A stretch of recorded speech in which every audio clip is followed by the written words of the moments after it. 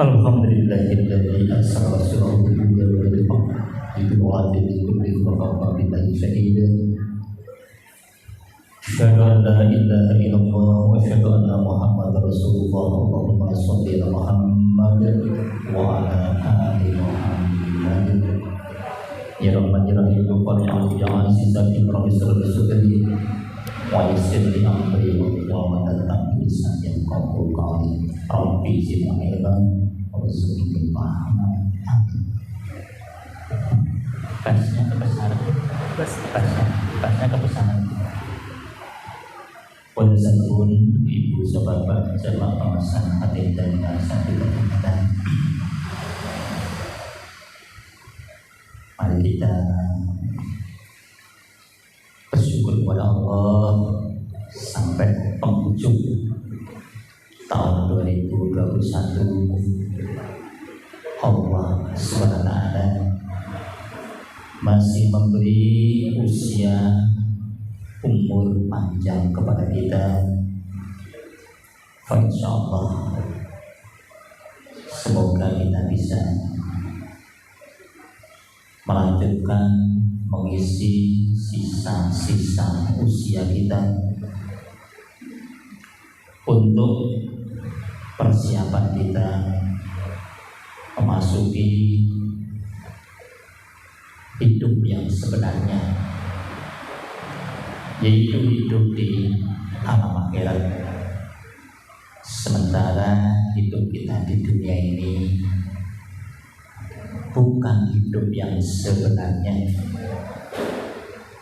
sebagaimana yang Allah Subhanahu wa taala firmankan di dalam Quran surat Al-Ankabut ayat 64, wa ma hadhil hayatud dunya illa lahu wa la'ibun wa inna daral akhirata lahul hayawan law kanu ya'lamun.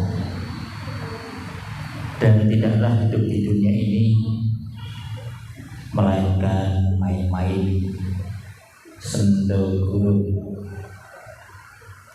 lalu bukan kehidupan yang sebenarnya.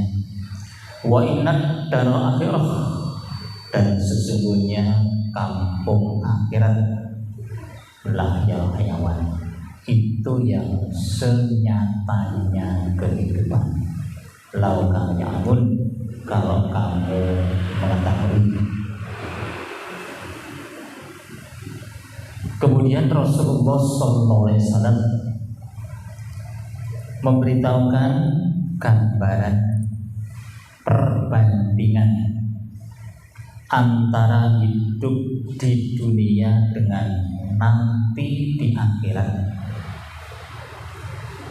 Itu seperti kalau kita memasukkan jari kita ke lautan yang luas. Air yang menempel di jari kita, itulah hidup yang sekarang ini, dunia. Sementara air yang di lautan luas, itulah kehidupan yang nanti di akhirat. Berarti hidup di dunia itu betul-betul tidak ada apa-apanya dibandingkan nanti kehidupan di akhirat. Maka rugi besar, kerugian yang senyata-nyatanya ketika seseorang itu lebih mementingkan dunia daripada akhirat. Mestinya kalau kita berkeinginan mendapatkan sesuatu yang besar, mestinya yang kecil dikorbankan untuk mendapatkan yang besar. Bapak Ibu punya modal 100.000, dikorbankan untuk modal supaya menjadi 300.000. Jadi barang siapa yang bercita-cita mendapatkan yang besar, konsekuensinya yang kecil dipakai untuk modal supaya mendapatkan yang besar. Tetapi bagi orang-orang yang tertipu dengan barang kecil, yang besar akan dikorbankan. Jadi urut-urutannya itu memang barang yang kalah penting itu dikorbankan untuk yang lebih penting. Logikanya begitu. Contohnya mamanya sehat dengan uang itu penting mana?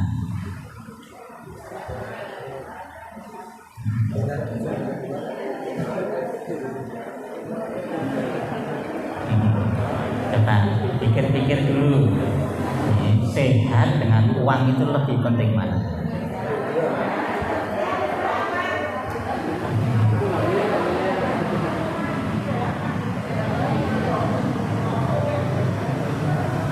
Duwite akeh ning lara-laranen. Apa awake sehat ning utange akeh?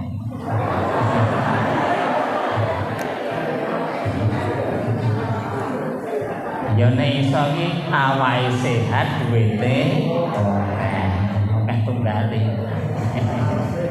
Ya. Coba dipikir antara sehat dengan uang itu lebih penting mana?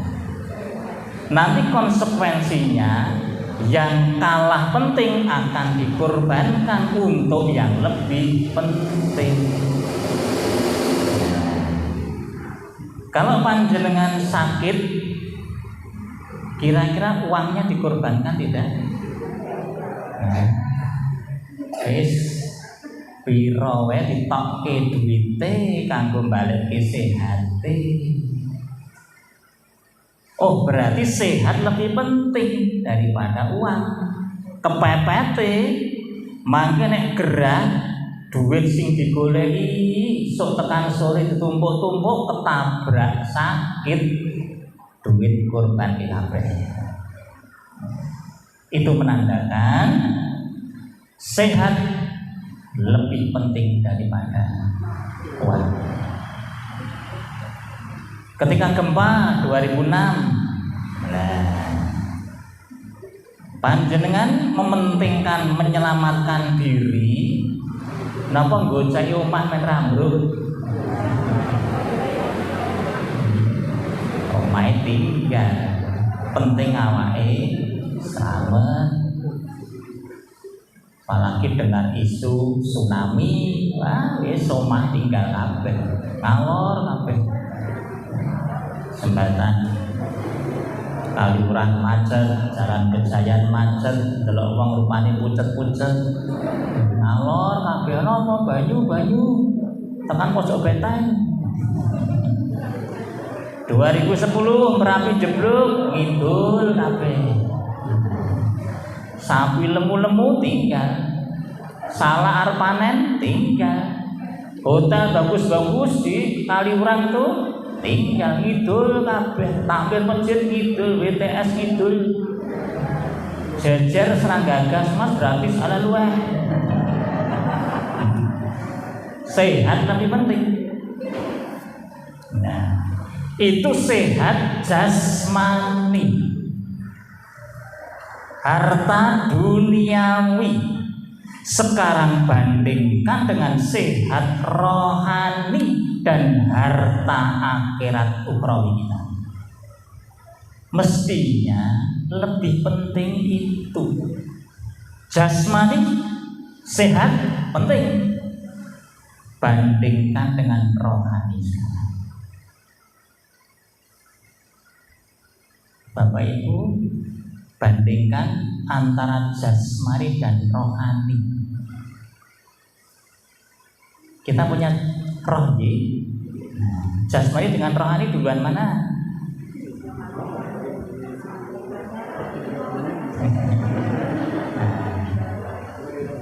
Manusia itu jasmani dibikinkan roh atau roh yang dibikinkan jasmani? Iya. Manusia itu roh yang dibikinkan wadah jasmani. Oh, berarti jasmani itu hanya wadahnya roh. Gitu. Nah, jasmani kan baru saja. Kalau Bapak Ibu usianya 40 tahun ya berarti jasmani baru 40 tahun yang lalu keberadaannya. Tapi roh sudah ada sejak zaman Nabi Adam. Roh akan diuji di dunia, diberi kendaraan jasmani, diberi wadah jasmani. Lah kira-kira wadah dengan isi penting mana?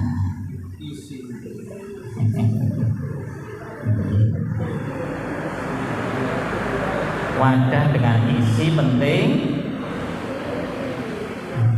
Snack dengan kotak snack penting mana? Penting kotakin apa snackin apa penting sedaya? Oh, penting sedaya iki nek snackin teh kotak ya ditekke.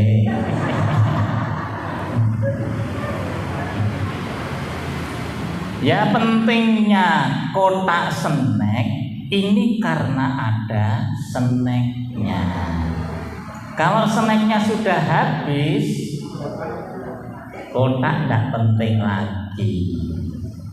Bahkan kotak itu yang menentukan penting itu isinya. Semakin isinya mahal, kotaknya saya kenceng leh nyekel. Coba isinya kotak hanya lanting siji atau siran jamak melempem nyampein kabeh. Untuk hari lurus subi lanting siji atau siran jamak. Kotak tidak begitu penting. Maka yang menentukan penting itu isi. Maka surga nanti yang menentukan adalah roh kita. Karena roh itu lebih penting daripada jasmani. Mestinya yang lebih penting itu lebih dikurbani. Jasmani kurbankan demi rohani. Apalagi hanya harta, korbankan untuk rohani kita. Jasmani ini sering justru lebih banyak menghabiskan harta daripada rohani kita. Tapi rezeki panjenengan kagem ngopeni jasmani dengan rohani banyak mana?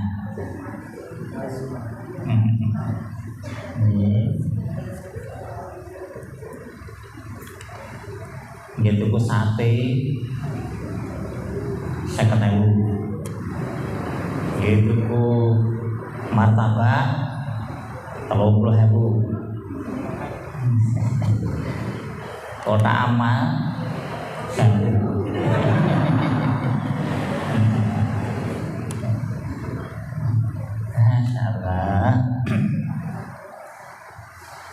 kita itu seperti pohon pisang.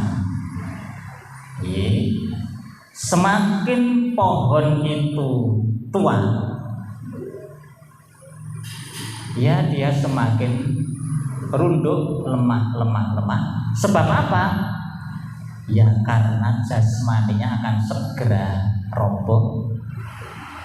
Buktinya apa? Anak-anaknya sudah muncul di kanan kirinya. Tetapi dia punya hasil hebat, buah pisangnya. Kira-kira yang dilihat manusia itu pohonnya atau pisangnya? Pohon pisang itu dilihat, tetapi perhatiannya pada buah. Dan harganya terletak pada buahnya, bukan pada pohonnya. Manusia juga begitu. Pertama, ketika dia masih kuat, orang akan perhatian, tampan, cantik. Tapi semakin tua, semakin tua, semakin tua. Yang menentukan nilai keberhasilan dia buahnya, prestasi rohani. Kalau jasmani orang sudah mulai tidak tertarik. Apa itu semakin sepuh saya ayu apa saya elek?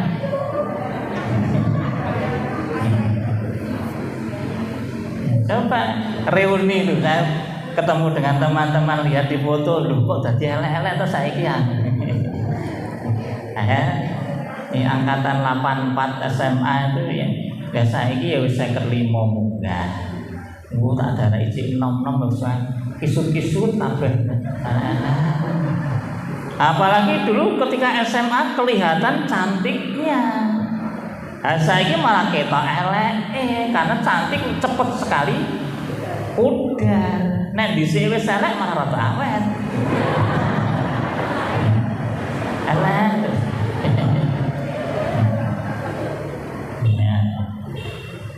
Jadi Bapak sekalian, di penghujung tahun 2021 ini saya akan mengajak pada diri saya dan panjenengan melihat esensi hidup kita pada rohani. Prestasi kita itu pada urusan rohani. Beda dengan binatang. Binatang itu nilainya tidak pada rohnya, tapi pada jasmaninya.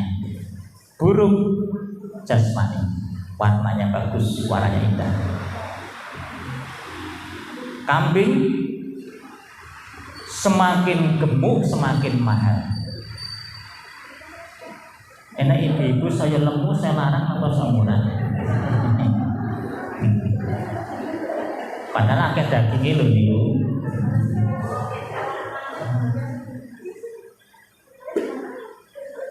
Kalau manusia kok semakin lama semakin gemuk jasmaninya.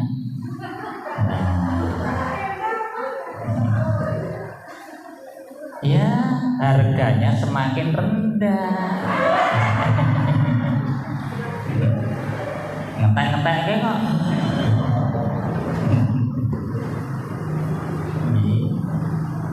Tapi kalau kambing semakin gemuk semakin mahal. Ning nek menungso saya lemu ki saya murah.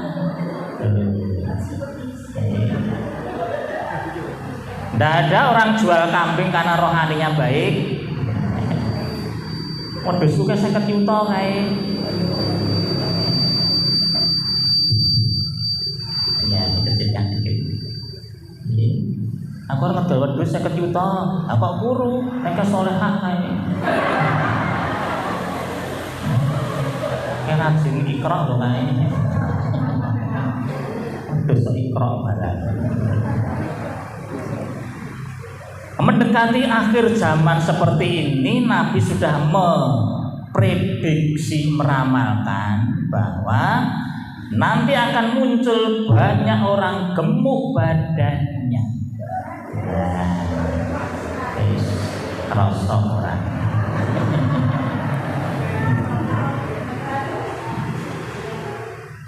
Padahal mestinya kualitas manusia itu gemuk rohani.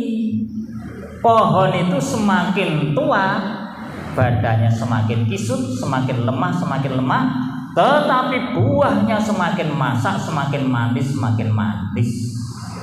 Kita mestinya juga begitu. Semakin tua, yang ngisin ini nek simbah kok lemu.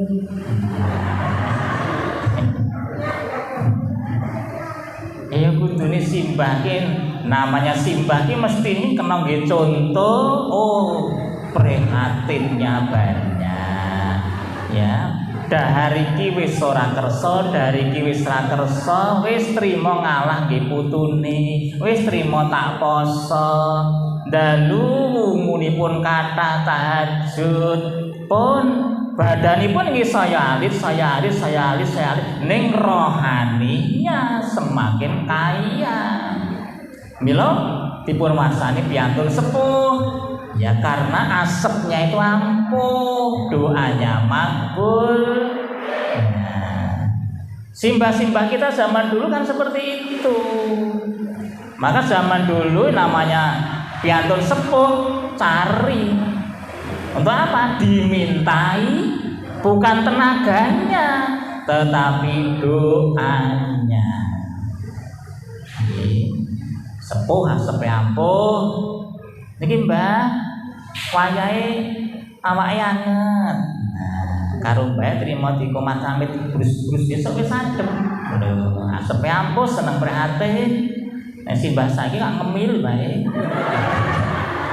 Asepe rampuh. Putune digobras gabus kaya infeksi kabeh.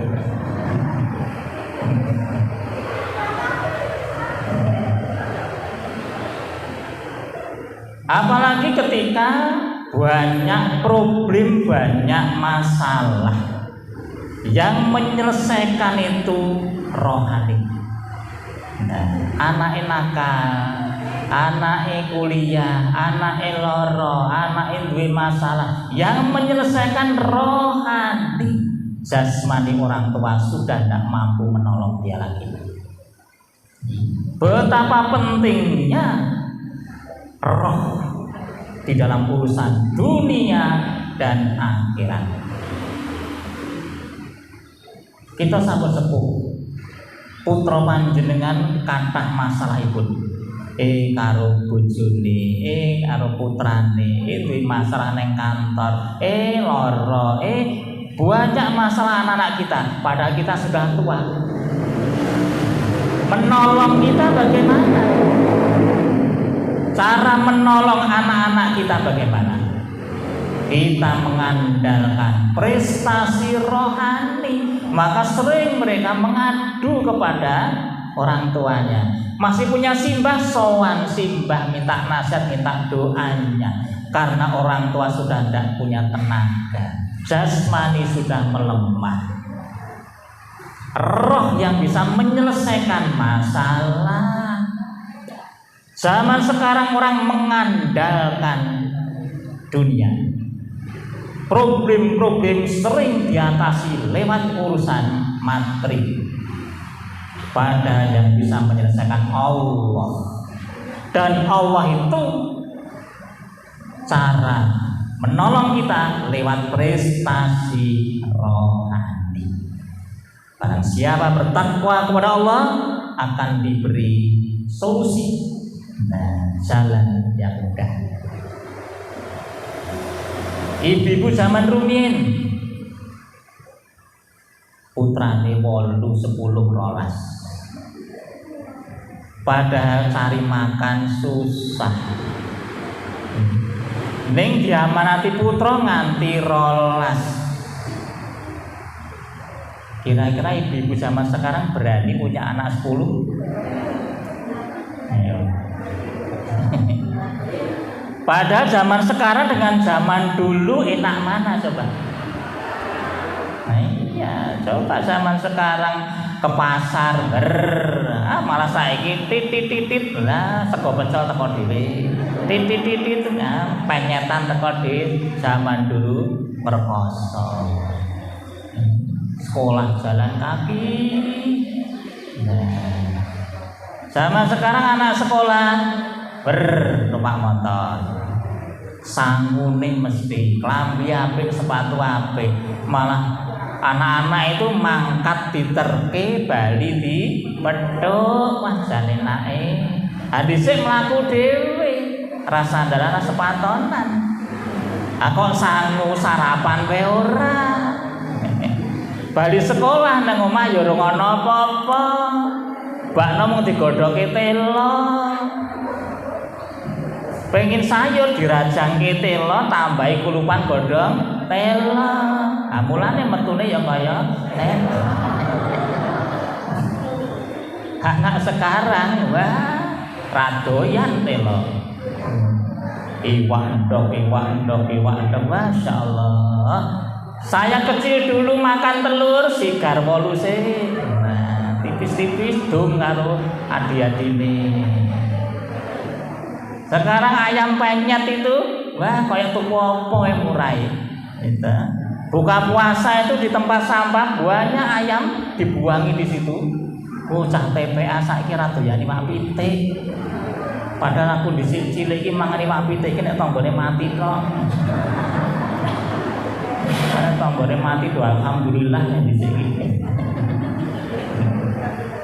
Tapi kenyataannya anak sekarang dengan anak dulu bagus mana? Akhlaknya, rohaninya, bektinya boleh bandingkan anak sekarang dengan zaman dulu. Zaman dulu dengan orang tua itu takutnya, berbaktinya. Zaman sekarang wani, karo gurune wani.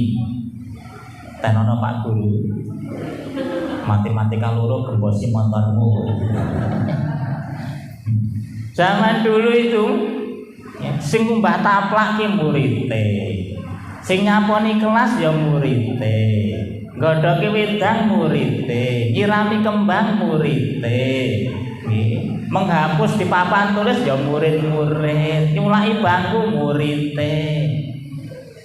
Awan sithik murid-murid baris ning ngarep gapura menyambut datangnya Pak Guru Bu Guru, ngrebut sepedae, gawake tase, nyalami astane, saiki ora ana.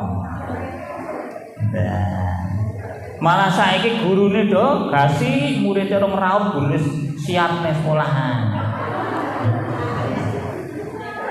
Awan sithik guru-guru baris ning ngarep gapura nyambut datangnya murid sugeng rawuh murid-murid. Ayo nggih napa mboten? Dene ngaku gurune. Apalagi yang namanya orang tua itu ibu. Surat Luqman ayat 14. Nah, ibu didulukan. Di hadis Imam Bukhari, Imam Muslim, ibumu, ibumu, ibumu, bapak. Apalagi itu ibu. Dan ibu-ibu zaman dulu diamanati anak sampai belasan. Sekarang telu wis sambatiran zaman. Padahal dulu cari makan susahnya, Masya Allah. Itu berarti rohnya para ibu zaman dulu itu lebih unggul. Karena buktinya anak 12 rampung dari wong kabeh. Terang dari metok. Saiki dua anak loro nakal kabeh. Zaman dulu 12 anak selesai. Itu berarti rohnya ibu-ibu zaman dulu lebih hebat. Ya, malam sering bangun, makan hanya sedikit ngalah kangge putrane. Terus prihatin. Maka ibu-ibu zaman dulu itu ya badannya kelihatan langsing-langsing. Nganggo jari kebaya luwes. Nah, saiki do langsung kok ibu. Boyok karo bokong lurus. Dadak ditaleni sik. Wah, beli ibu dinyak wae. Maka dalam Quran surat Luqman ayat 14 itu ibu itu memang diunggulkan karena dia itu mengandung lelah atau lemah bertambah lemah. Maka kalau Nabi itu ibu dapat 3, bapak 1. Itu bukan berarti bapak istrinya 3 loh. Ibu itu dapat penghormatan 3, bapak 1. Karena jasanya ibu lebih banyak kepada anak dibanding jasanya bapak. Bapak belum berkorban, ibu sudah berkorban.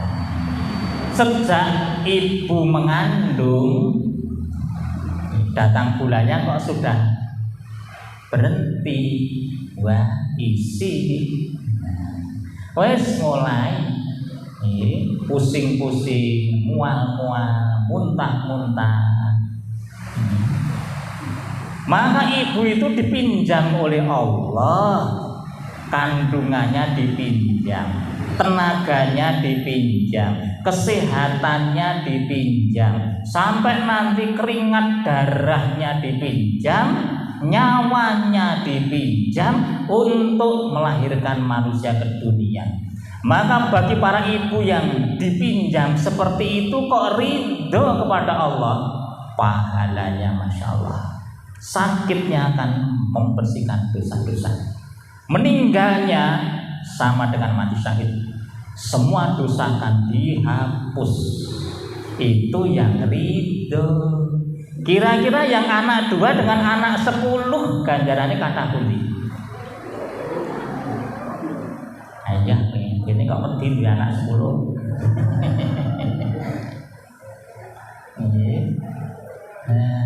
Ibu zaman dulu berarti kualitas rohnya lebih bagus, anaknya oke kok.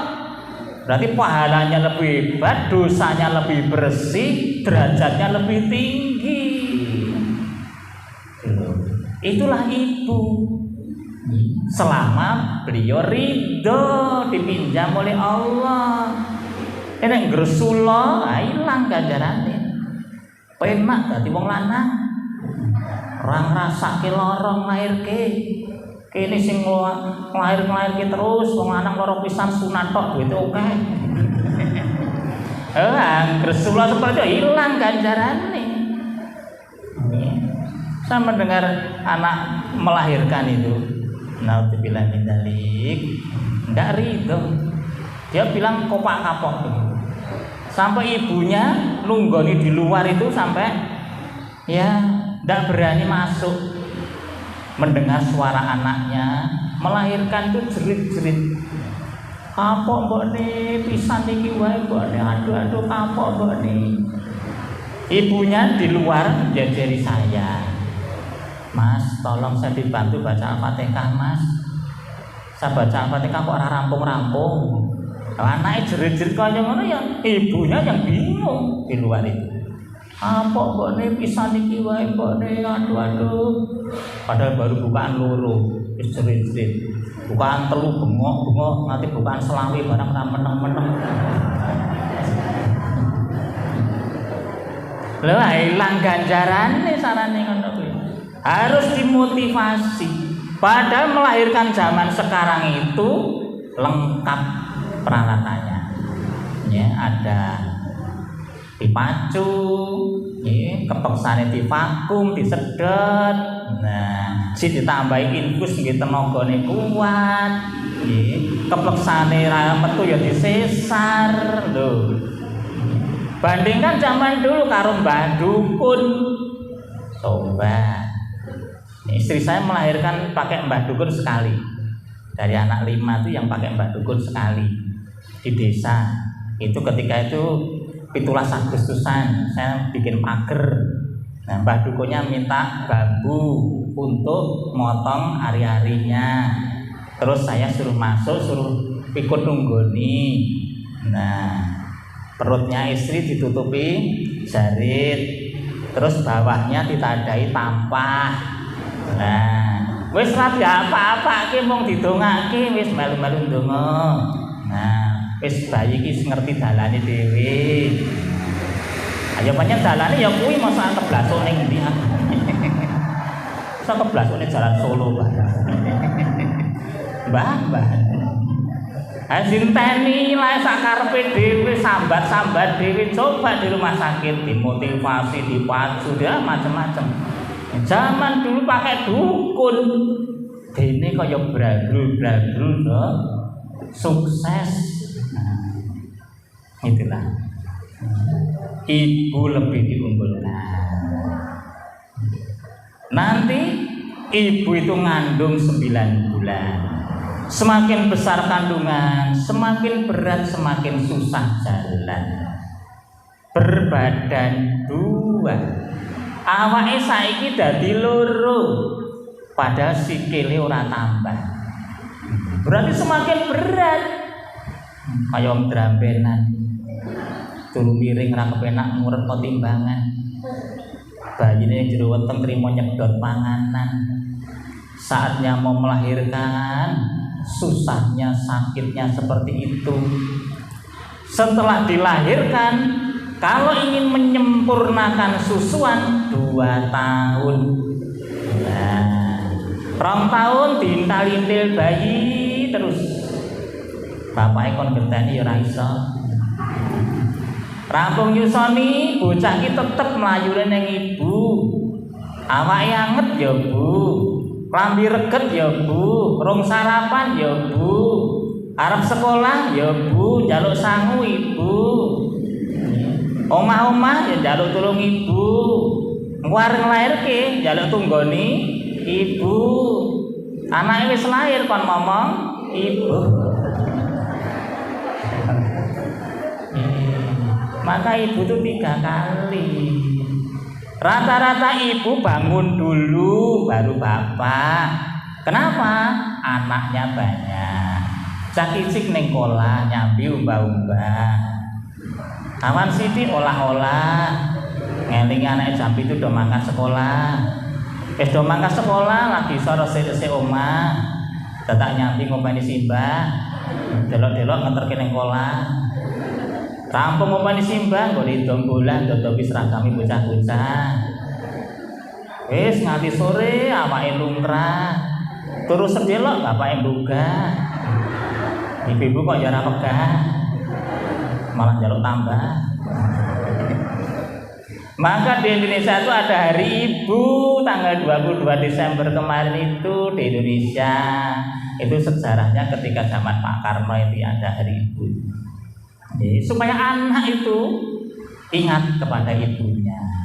Yang ada memang hari ibu, ora ono hari bapak. Sing ono ki ya hari Kartini, ora ono hari Kartono. Menteri urusan wanita, ndak ada menteri urusan laki-laki. Dharma wanita, Rama Dharma pria. Supermarket yang mau pembalut wanita, Rama pembalut pria. Targe apa?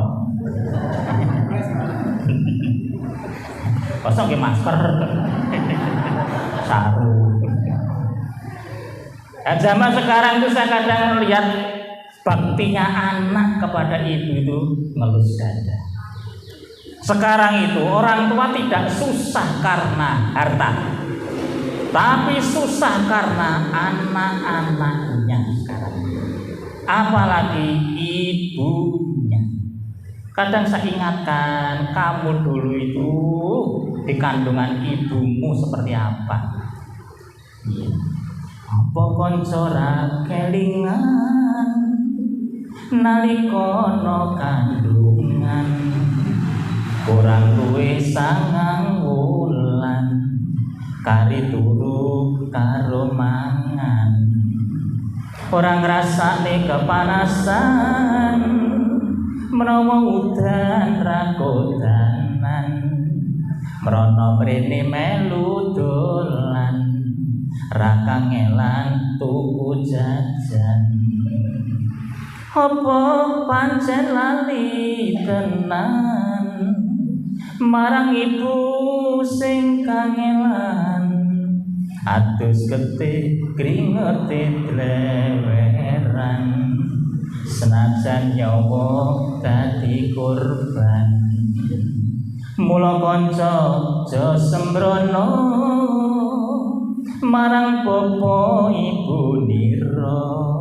aja dadi cah duraka ra gelem bekti mring wong tuwa sapa wani mring wong tuwa Gusti Allah ora ridho uripmu bakal ngrekoso anane ketula-tula apa pancen lali tenan wong tuwa sing wis kurban awan bengi golek pangan urip sira kecukupan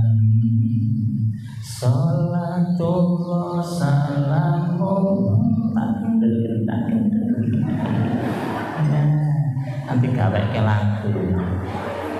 Nyun saya bapak-bapak niki ibu men seneng dhisik. Soalnya mesti elek-elek mau. Ibumu lagi bapakmu. Mila nek pas riadin menika anak saya suruh sungkem kepada ibu dulu. Setelah ibu baru kepada bapaknya.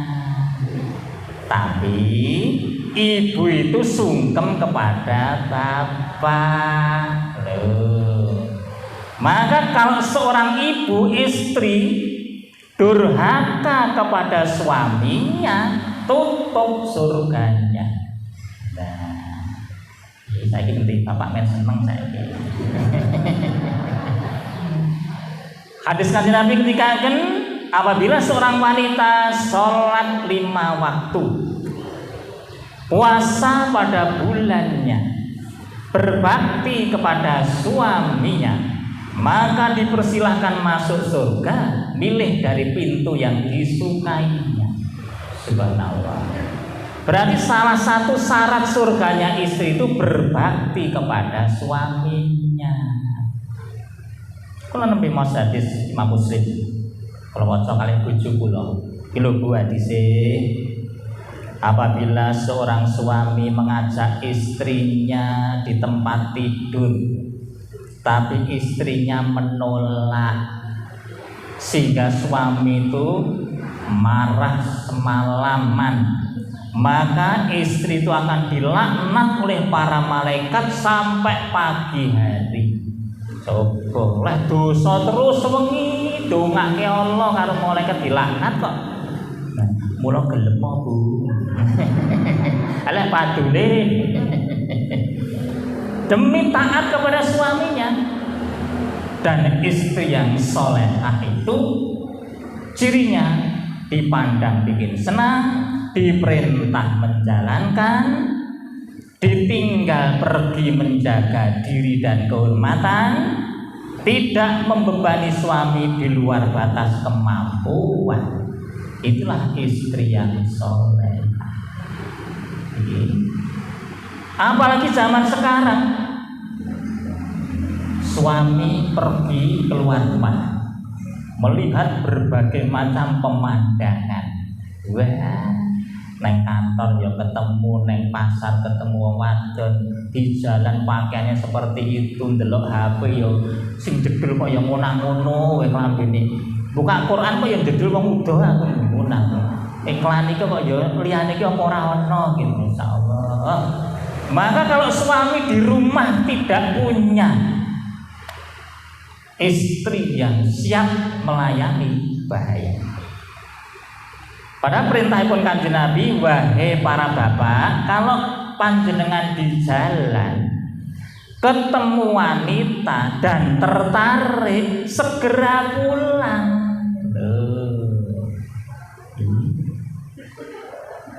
Itu kalau yang sudah punya istri. Sing durung kepiye? Tah mahasiswa ning dalan ketemu mahasiswi bali neng kos-kosan kucing.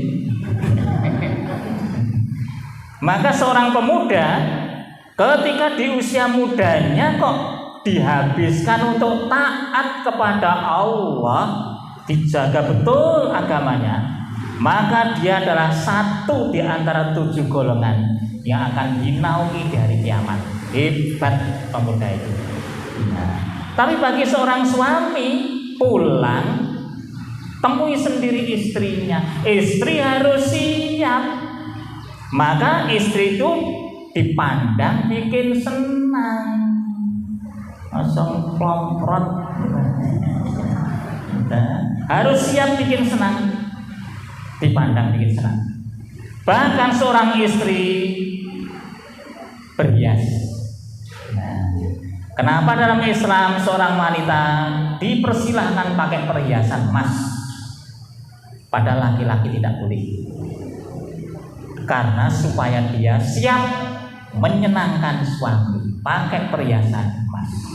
Mas-masan yang dipakai para istri tidak akan diperhitungkan zakatnya. Kenapa? Karena dipakai untuk mengerjakan kewajiban. Ibu-ibu yang punya mas-masan, keluarkan zakatnya kalau mencapai 1 nisab 85 gram. Itu berarti kena zakat 2,5%. 85 gram itu yang tidak dipakai, sing diagem boten sae melu diitung. Nah, mulane jinggo kabeh. Men kok edan.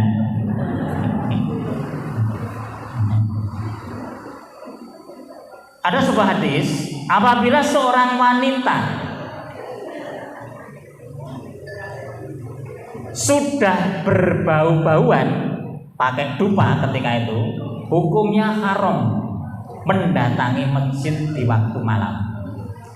Berarti di zaman Kanjeng Nabi, wanita itu kalau sudah malam isya biasa berwangi-wangian. Maka yang sudah terlanjur berwangi-wangian boten pareng tindak jamaah ning masjid, ngaten Kanjeng Nabi. Karena akan bikin fitnah di masjid. Sing wis kadung nganggo minyak wangi, ora pareng jamaah ning masjid. Oh, berarti tradisi wanita solehah itu kalau malam hari itu berwangi-wangian. Untuk apa? Menyenangkan suami. Gitu loh. Ibu-ibu nggih ngaten mboten? Ibu-ibu ki nganggo minyak wangi nek arisan delok manten.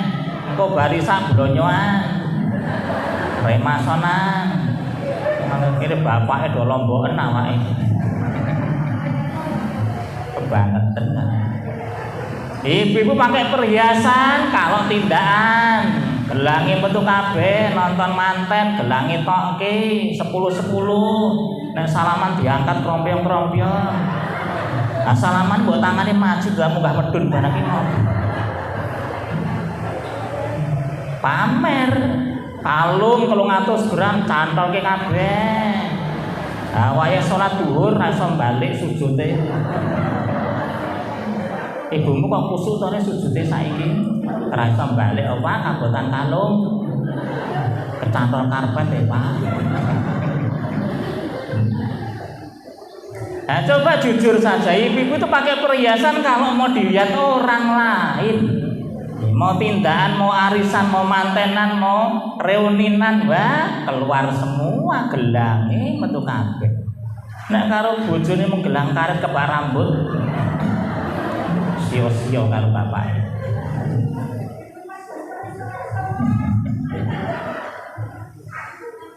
Dipandang bikin senang, diperintah menjalankan, ditinggal pergi menjaga diri. Jangan membebani suami di luar batas kemampuan. Karena Nabi sudah memberitahukan di surga nanti wanitanya itu harganya murah. Wanita-wanita yang masuk surga Nabi sudah beritahu harganya murah.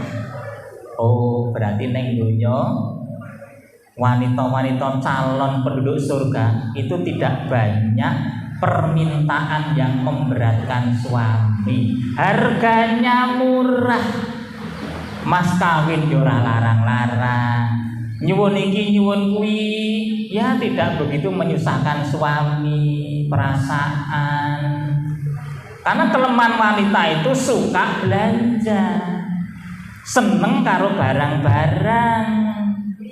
Padahal wanita itu beli barang bukan karena kebutuhan, nah, tetapi kepinginan. Maka sales-sales itu sing digoleki mesti arisan ibu-ibu. Orang ada yang arisan bapak-bapak rapayu. Ini Bu, panci presto dari Jerman. Nah, ini bayar 5 kali boleh. Ini istimewa Bu, mangke pas kurban kok balung-balung di presto empuk saya Bu. Abakul ya kecipris.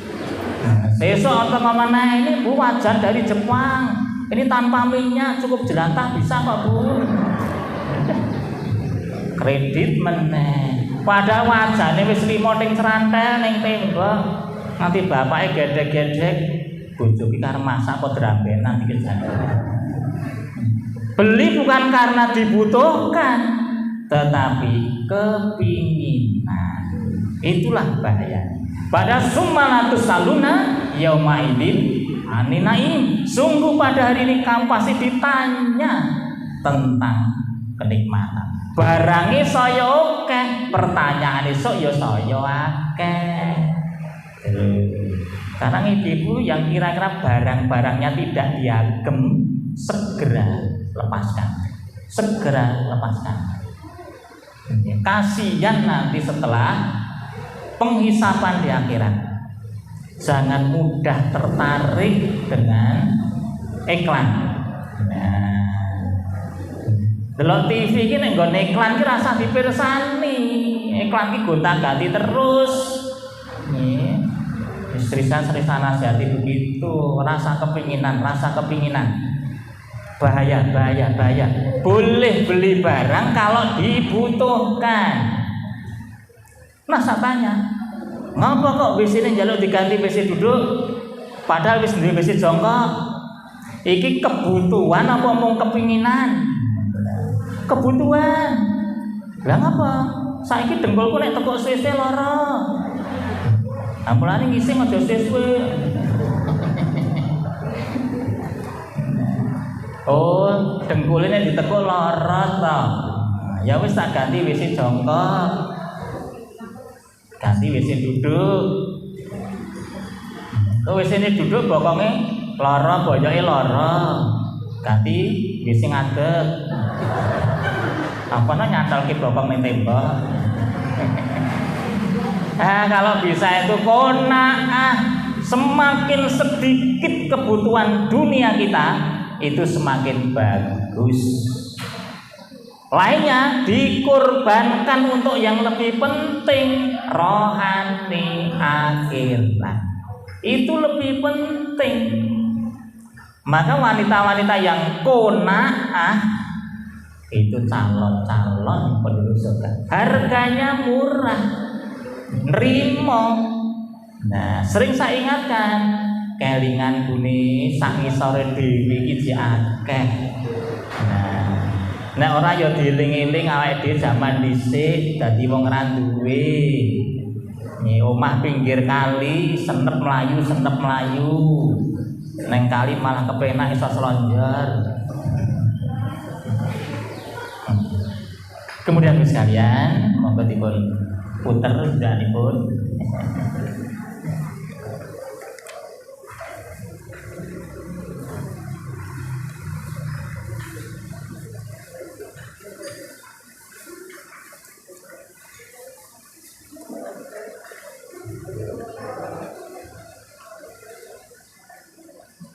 Sampun saya. Monggo ingkang sampun dipun rapi mas donga kita dherekaken. Bismillahirrahmanirrahim. Allahumma barik lana fi ma razaqtana wa qina adzabannar.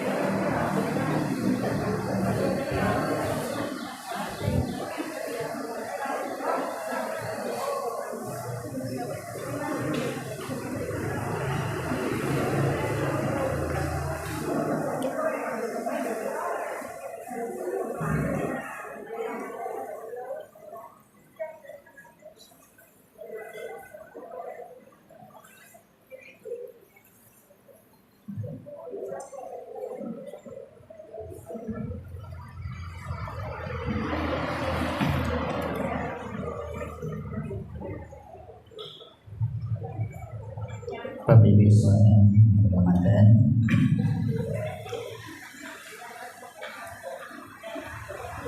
khususnya di dalam mensikapi pergantian tahun, hati-hati Bapak Ibu sekalian, seluruh dunia akan merayakan bergantian, bergeser terus sesuai dengan perjalanan jam pukul 00 bergantian. Ono sing nyebul trompet, ono sing nyumet mercon, kembang api, terus bergiliran seluruh permukaan bumi, seluruh dunia.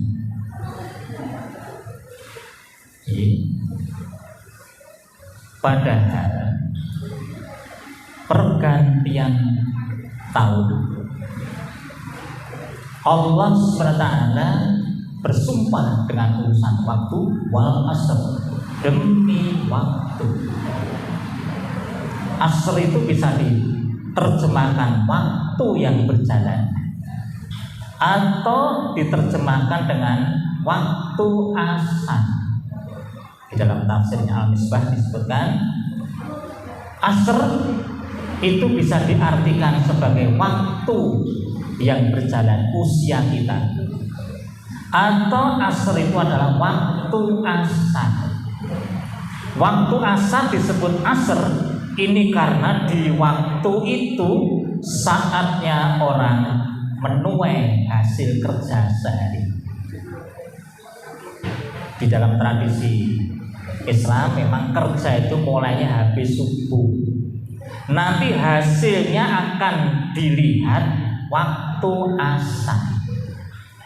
Maka waktu asar adalah waktu saatnya orang melihat hasil pekerjaan. Dan bagi kita selama hidup, hasil pekerjaan kita nanti di akhirat akan kita lihat. Maka demi waktu seperti itu, sungguh kata Allah, innal insana, sungguh manusia itu berada di dalam kerugian. Demi waktu yang berjalan, umur manusia itu semakin lama semakin habis, semakin habis, semakin habis. Modal jatah usia tinggal di dunia semakin berkurang, semakin berkurang, semakin berkurang. Berarti rugi, modalnya saya hilang. 2021 usianya 60 tahun. Kalau jatah hidupnya 61 tahun, berarti nanti 2022 dia sudah selesai. Masuk 2022 nyebul trompet. Hore, ini tahun kematian saya. Hore. Logis napa mboten? Paling tidak dia kehilangan jatah usia. Sing jatah swidak luwih seminggu berarti sok minggu ngarep. Tiap hari kita sedang mendekat kepada habisnya jatah usia kita. Rugi manusia kecuali dimanfaatkan sebagai orang beriman. Maka yang hidupnya kok dapat hidayah jadi orang beriman, dia sudah untung satu. Maksudnya apa?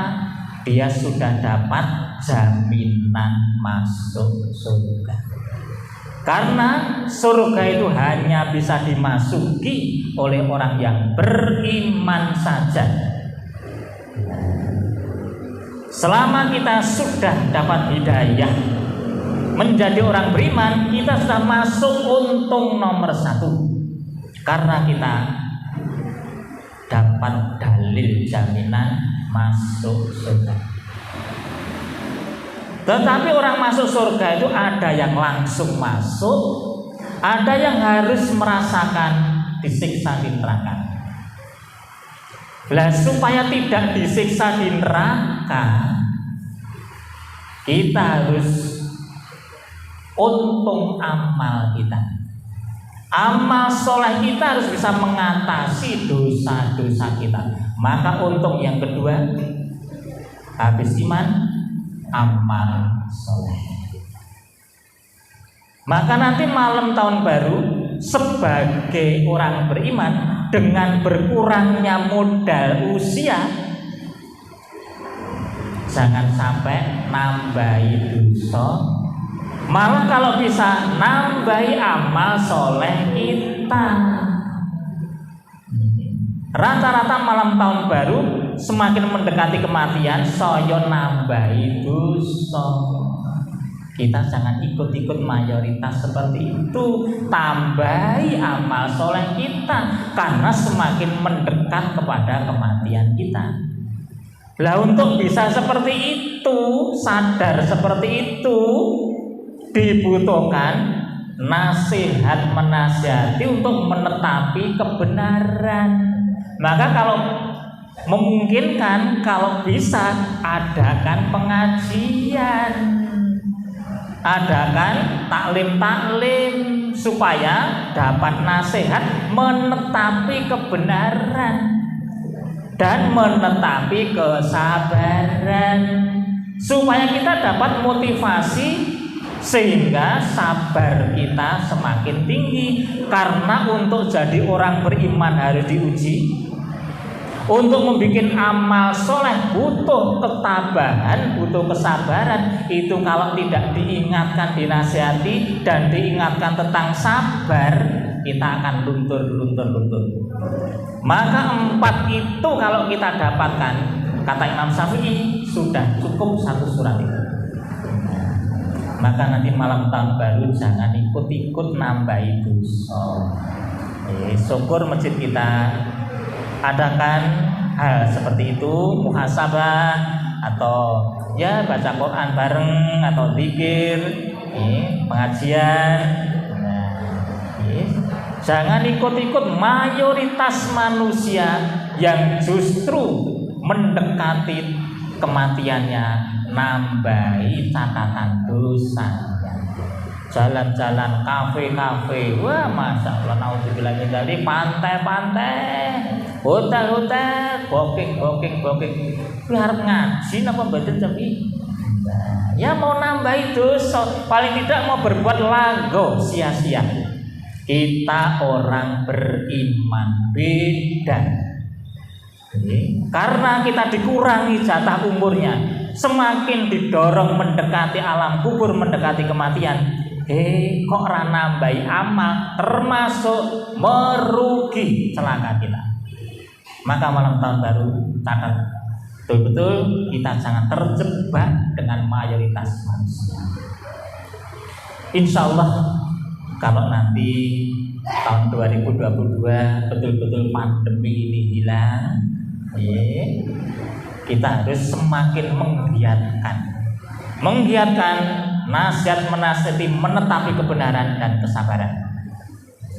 Tetapi kalau kita tidak segera sadar seperti itu, peringatan Allah mungkin akan didatangkan lagi. Karena BMKG sudah memberi warning, khususnya di wilayah selatan akan terjadi gempa di atas 7 skala Richter dan tsunami sekitar 29 meter. Itu akan menjangkau ke utara sekian puluh kilometer. Ini prediksinya BMKG. Ini belum Merapi yang di utara itu. Nah, ini masih kebul-kebul sekarang.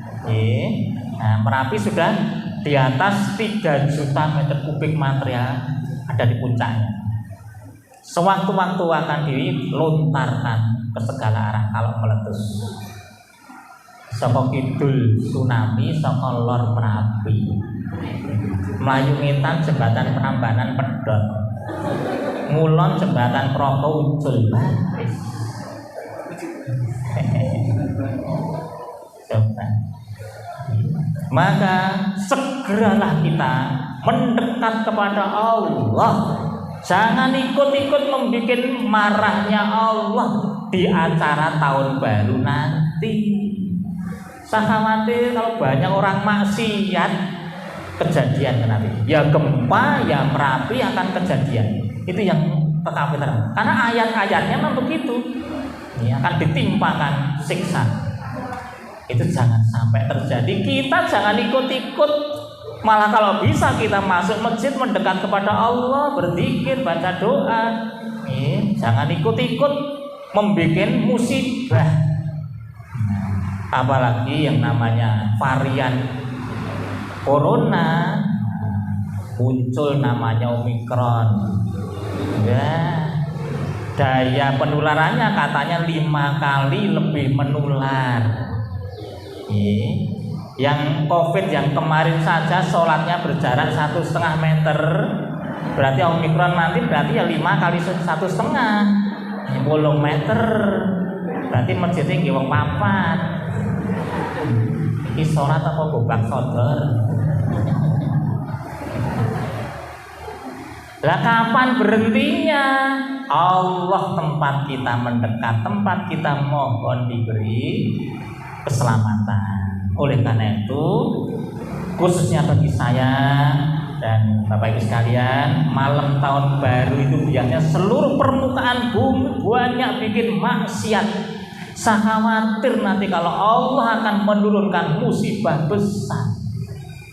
Kita jangan ikut-ikut, paling tidak tuh kita ya bikin acara yang membuat Allah tidak murka ke bumi ini. Karena ketika Allah masih melihat orang sujud, murkanya Allah.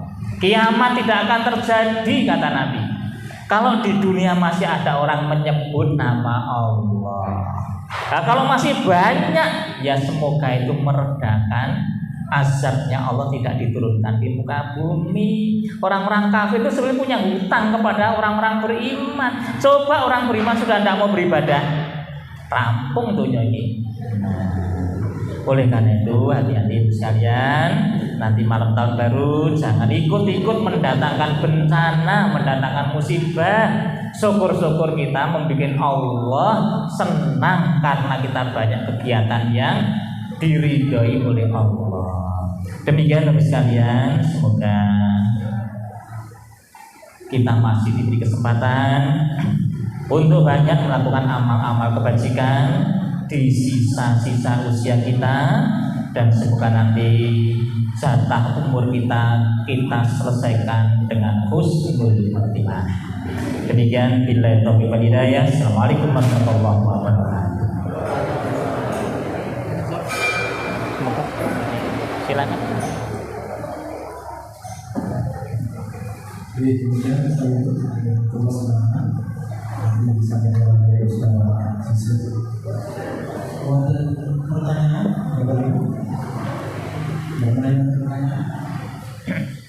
dari ibu. Saya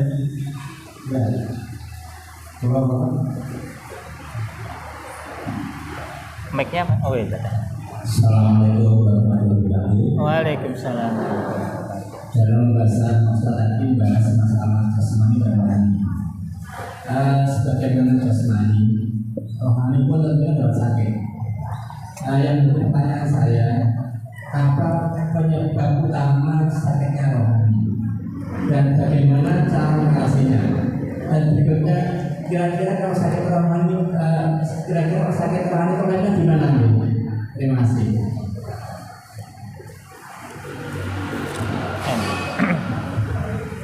Bagi sekalian, alhamdulillah pertanyaan bagus. Sebagaimana jasmani, betul, kalau Imam Ghazali itu menggambarkan memang jasmani itu ada yang sehat, ada yang sakit, dan ada yang mati. Jasmani sehat, sakit, mati. Rohani juga begitu. Rohani ada yang sehat, sakit, mati. Rohani yang mati adalah rohani yang tidak dapat hidayah iman. Maka dia seperti benda mati, tidak punya nilai. Yang menyebabkan ada nilai dia ada imannya. Dapat tidak iman? Itu rohaninya jadi hidup.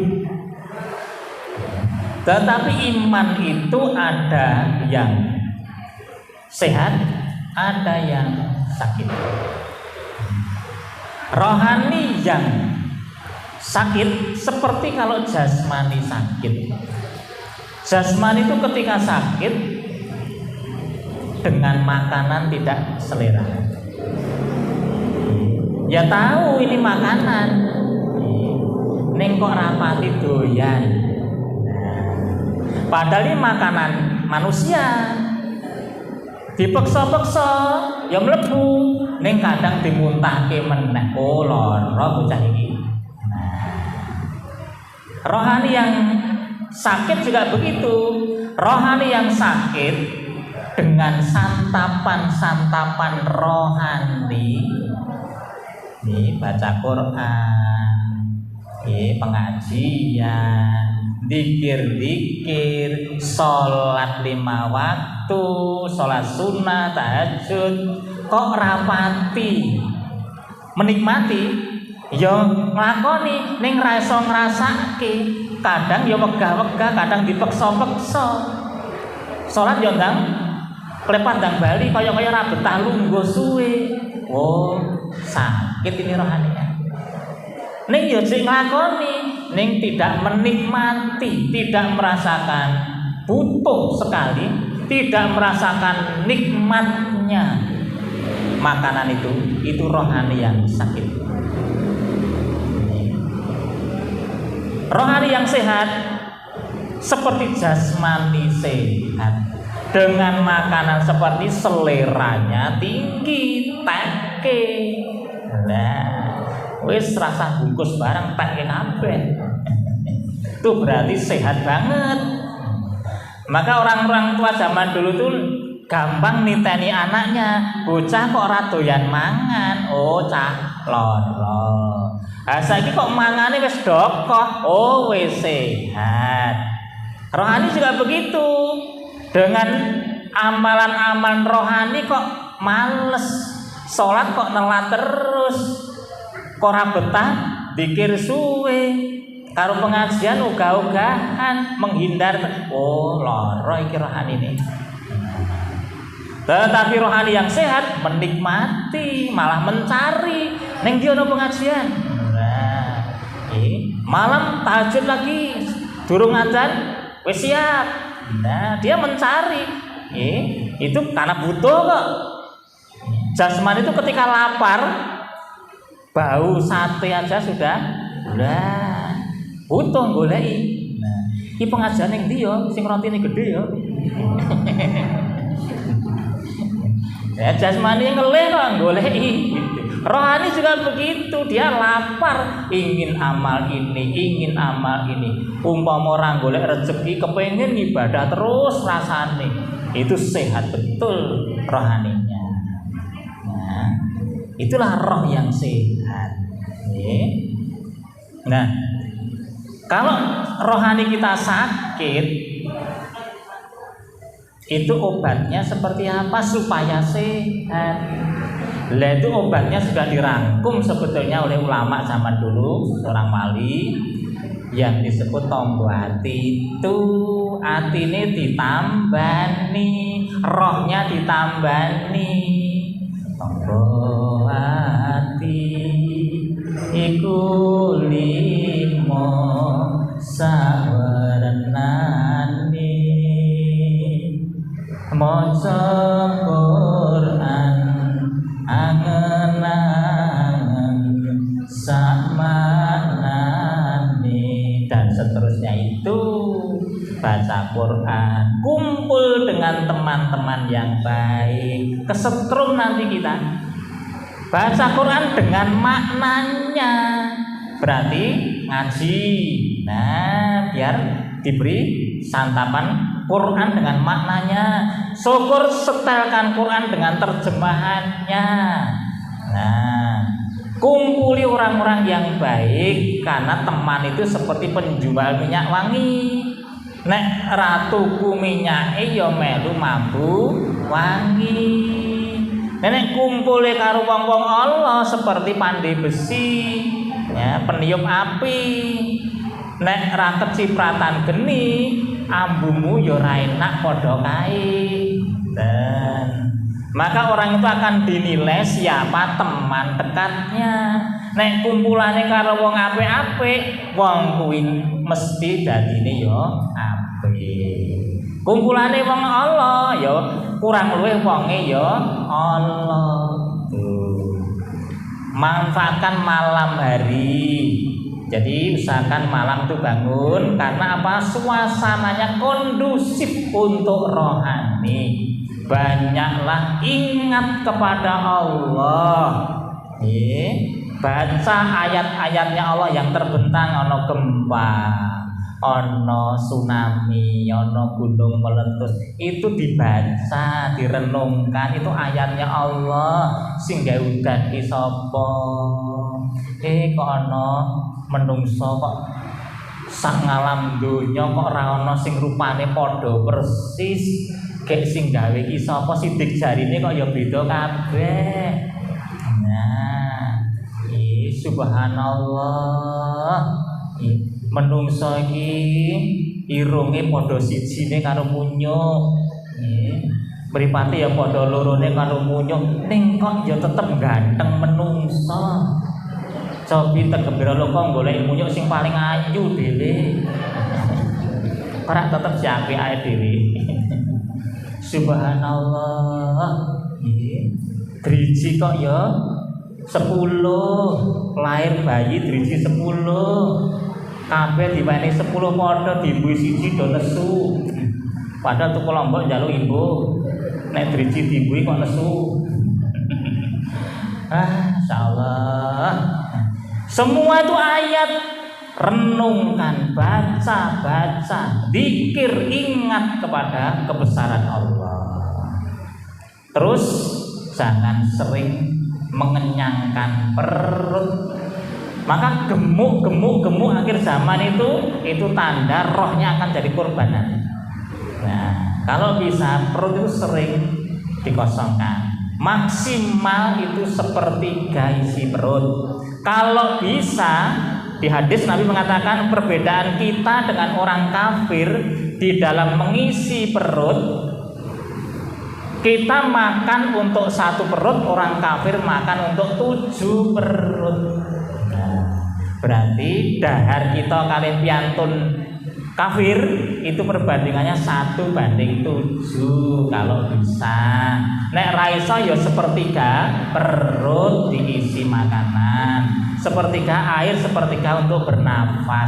Nek iso ya 1/7 nanti. Nah, itu nanti akan membantu rohani men sehat. Tetapi ketika perut dipenuhkan, nafsunya akan membesar, rohnya akan diserang oleh setan. Karena setan itu merusak rohani lewat hawa nafsu. Nafsu itu membesar lewat makanan. Maka kita ada wajib puasa itu. Syukur tambah yang sunah-sunah. Itu untuk menyehatkan rohani kita. Nanti wonten malih Bapak, monggo.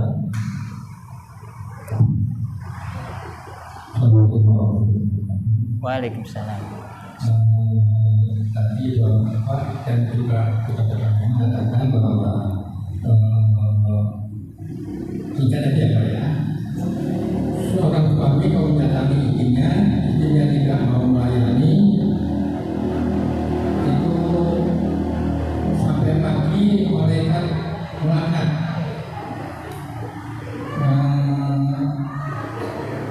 Yang saya tanyakan, satu saya dapat dari WA bahwasanya sampai dalam keadaan berdarah jantung,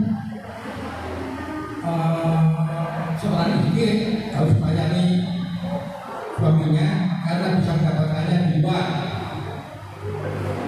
Itu saya kurang bisa melihat. Yang kedua, bagaimana kalau seorang suami pulang mengundang dilayani, tapi kebetulan si istri itu sudah pergi. Gimana? Seorang suami datang ke rumah menjadi dilayani oleh suami istrinya. Nggih. Tapi si istri kebetulan karena mungkin kerjanya yang banyak telah itu bagaimana? Itu dari ruangan saya. Assalamualaikum warahmatullahi wabarakatuh. Ji, terus ini hadisnya Imam Muslim bahwa Rasulullah SAW bersabda dari Abu Hurairah, jika seorang suami mengajak istrinya untuk berhubungan, akan tetapi si istri tidak memenuhi ajakan suami hingga malam itu suaminya marah, maka si istri akan mendapatkan laknat para malaikat sampai subuh. Nah, hadis Imam Muslim. Lah sakmenika kalau istri datang bulan bagaimana? Bagi istri yang datang bulan semuanya boleh kecuali berhubungan. Semuanya boleh kecuali alat kelaminnya yang tidak boleh. Nah, liya-liyane oleh. Nah, mbok drijine, mbok rambute. Oleh. Pun mau diapa-apakan itu ladang kita. Arep pacul apa sekop monggo. Semuanya boleh kecuali kelaminnya. Itu yang kita tidak boleh. Maka istri ketika datang bulan dia akan memperkencang celananya, ya, lainnya boleh. Ning sing iki boten tutup, nek perlu dilaske. Tuh, ya. Nah, langsung yang itu ya jadi BA kalau ngaten nika. Yang kedua tadi kalau suami pulang terus istrinya lelah, gitu. Nah, itu problem wanita karier sekarang ini, gitu. Istrinya harusnya yang kerja itu suami. Lah istri neng dalam siap-siap. Nah ini kok suaminya memperbolehkan si istri kerja. Akhirnya balik kesel. Nah, padahal bapaknya ngersake. Nah, itu sebetulnya suami harusnya konsekuen. Kalau ingin istri itu siap-siap terus ora kesel-kesel jojo kon nyambut gawe kon persiapan terus baik.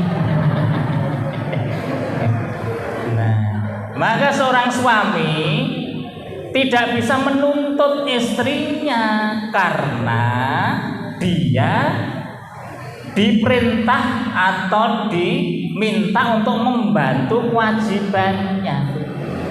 Harusnya mencari nafkah itu kewajiban suami. Tetapi merasa suami kurang, kebutuhannya masih banyak, istri diminta membantu, akhirnya kesel. Nah, harusnya suami tahu diri antara hak dan kewajiban itu imbang. Saya tidak akan menuntut hak saya. Karena apa? Karena kewajiban saya dibantu oleh istri saya. Nah, maka hak dan kewajiban itu imbang. Kita tidak boleh menuntut dia ketika dia itu membantu kita. Maka idealnya nek panjenengan mirsani teng Mekah, teng Madinah, yang di pasar-pasar itu suami. Kita sing belanja, sing dodol, itu para laki-laki semuanya. Maka istri di rumah itu memang harus siap. Itu. Ning nek teng Indonesia sing ning pasar-pasar ibu-ibu Sing blonjo ya ibu, sing dodol ya ibu. Bapaknya nang omah meteti putut. Ngono kok njaluk kepenak. Nah, jadi dalam Islam itu memang kalau panjenengan membaca hak dan kewajiban suami itu imbang. Kalau ternyata kewajiban saya tidak saya tunaikan 100% untuk istri, bahkan istri itu membantu kewajiban saya juga tidak bisa menuntut hak saya 100% kepada dia. Ngaten nggih Ibu nggih. Seneng Ibu. Jelas ya Pak nggih. Boten malih Ibu. Monggo Bu nggih. Napa meleh? Waalaikumsalam. Waalaikumsalam.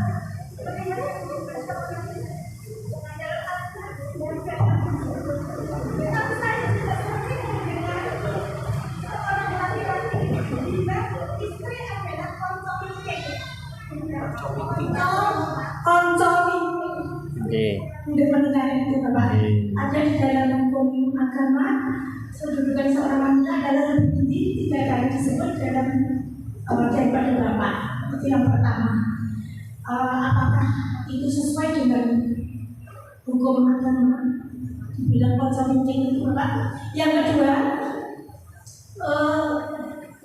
banyak sekali kewajiban seorang perempuan untuk anak-anaknya dan untuk suaminya.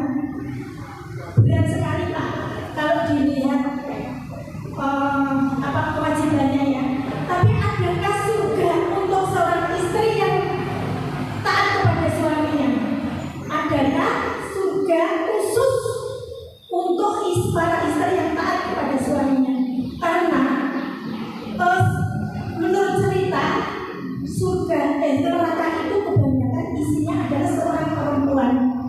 Hanya sedikit kita tidak berterima kasih atas pemberian suami, jaminannya adalah neraka. Itu saja Bapak yang saya tanyakan. Wassalamualaikum warahmatullahi wabarakatuh. Waalaikumsalam warahmatullahi wabarakatuh. Bagi seorang anak gitu bukan suami ya, ibu itu 3 kali, bapak 1 kali bagi seorang anak. Jadi ibumu, baru bapakmu. Itu berarti yang dituju anak. Tuh. Seorang anak, ibu harus dibekteni 3 kali, bapak 1 kali. Oh, berarti penghormatan kepada ibu itu menentukan surganya anak. Menentukan surganya anak. Tetapi beda dengan suami dan istri. Kalau suami istri bukan orang tua dan anak, suami dan istri. Maka seorang suami itu imam bagi seorang istri. Ya. Maka seorang istri itu nek teng Jawi wonten ingkang ngendikaken kanca wingking. Nah, iki nek duwe wingking lho nggih, nek ora duwe wingking ya ngarep kabeh. Lah omahe mung sak kamar kos-kosan ora ana dapure ya ruang tamu kabeh.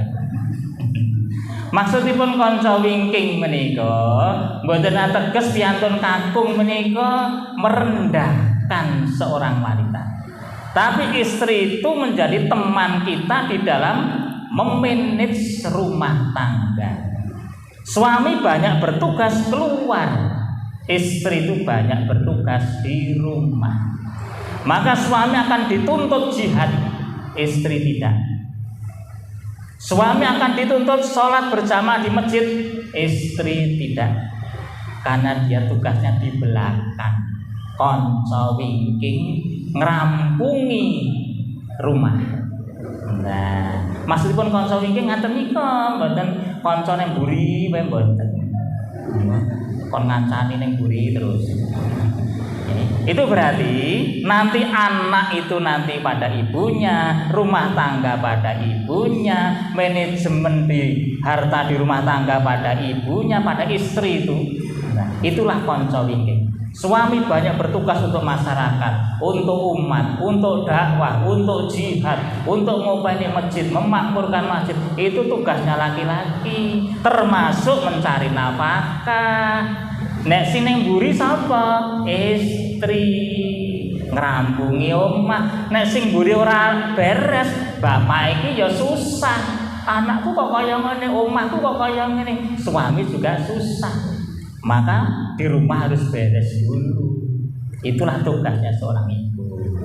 Konco wingking itu maksudnya itu bukan merendahkan aku dikon neng mburi, mboten. Ya, memang tugasnya masing-masing ada. Nek bapak kon neng mburi ya ora iso. Bapak nyusoni ya ora iso. Pijet-pijet ra metu. Sing iso nyusoni iki ya ibu. Nah, tugasnya ibu. Nah, memang hadisnya ada. Ketika Nabi berdiri di pintu surga, yang paling banyak masuk ke dalam surga itu adalah fakir miskin. Tetapi ketika berdiri di pintu neraka, yang paling banyak ke neraka itu kok wanita. Sebabnya apa? Nabi memberitahukan karena wanita itu banyak yang kurang bersyukur. Kelemahan wanita itu memang selalu kurang. Kurang, kepengin. Apalagi suka tengok kanan, tengok kiri, banding ke. Tonggone mobil anyar kepengin, tonggone meja kursi anyar kepengin, tonggone kalung anyar kepengin, tonggone bojone anyar. Nah, itu akhirnya yang sudah diterima tidak disyukuri karena kepingin. Tetapi istri yang solehah tadi saya katakan harganya murah. Dia tidak mau membuat suami susah. Kalau minta-minta musyawarah sampai suaminya ridho, tidak merasa berat. Istri yang tahu diri seperti itu namanya berbakti. Maka istri itu nanti di surga dia kecantikannya lebih cantik daripada bidadari. Pun nanti misalnya bidadari ternyata di surga itu nanti wanita penghuni surga itu ada dua.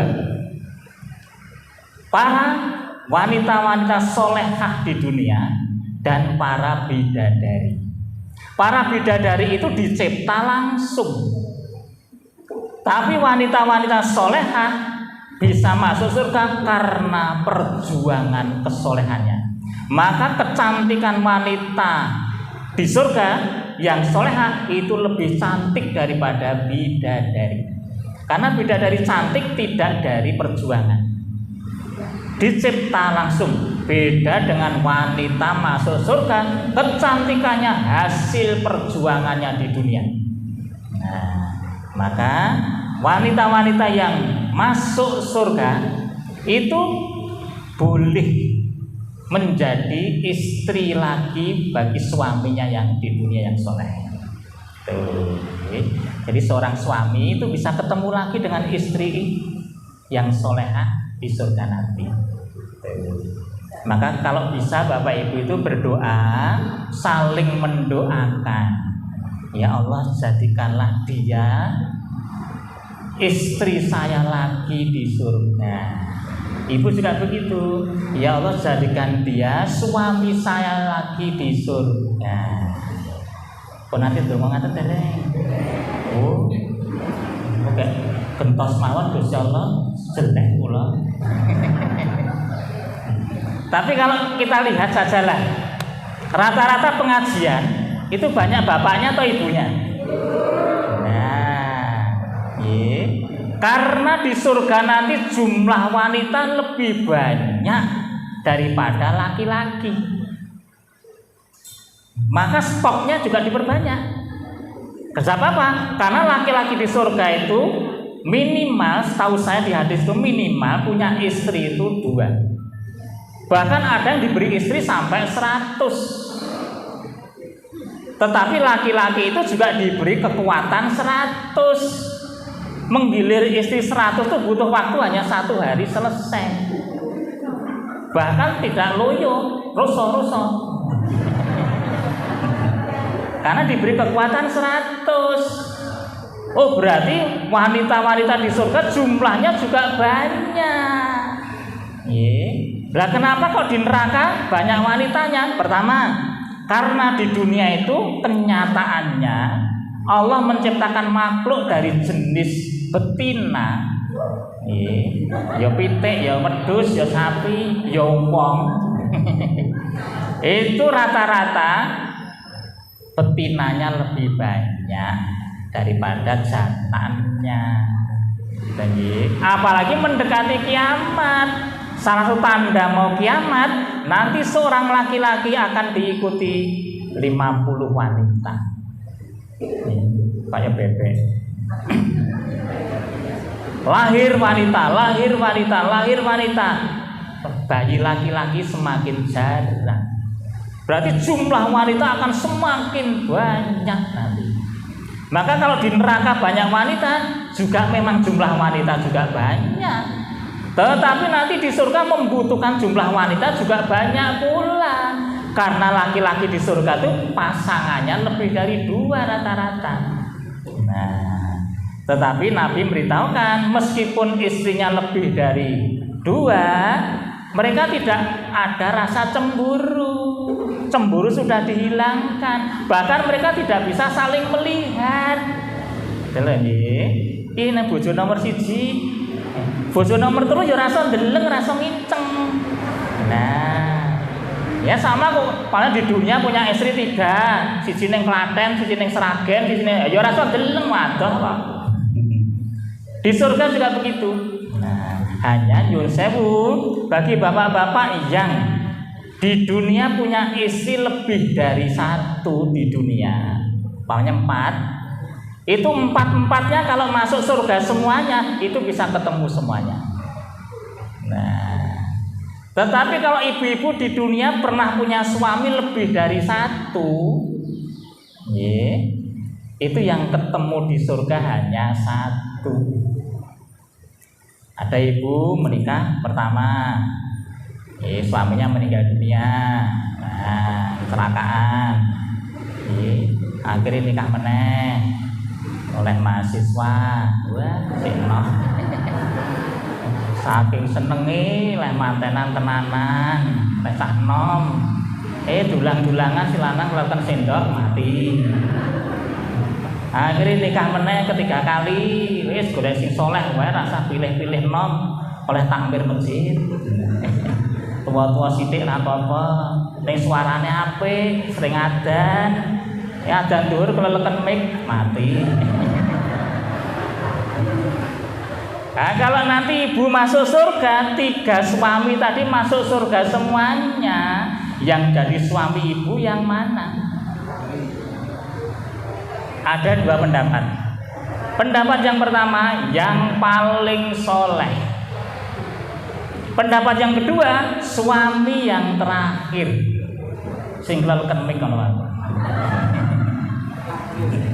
Maka kenapa para istri Kanjeng Nabi itu ketika Nabi meninggal dunia tidak boleh dinikahi laki-laki lain, supaya suami terakhirnya di dunia Kanjeng Nabi, sehingga nanti di surga ketemu lagi dengan Nabi. Padahal mereka janda-janda semuanya kecuali si Aisyah, berarti pernah punya suami di dunia lebih dari 1 kali.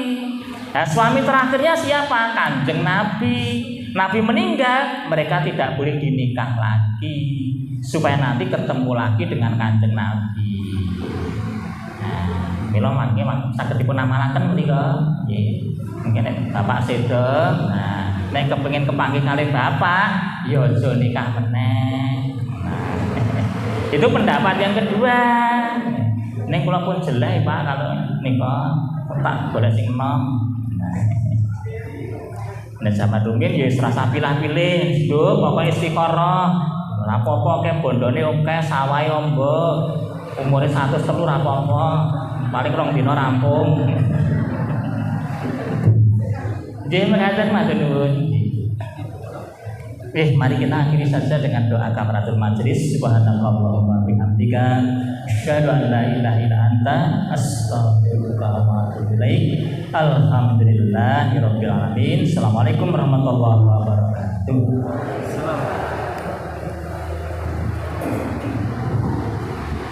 Kemudian